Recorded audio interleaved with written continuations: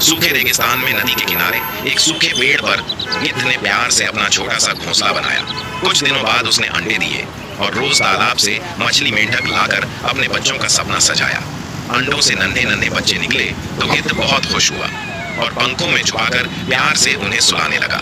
एक दिन वह फिर खाना ढूंढने गया, तभी पीछे से एक बाज आया और एक बच्चे को उठा ले गया।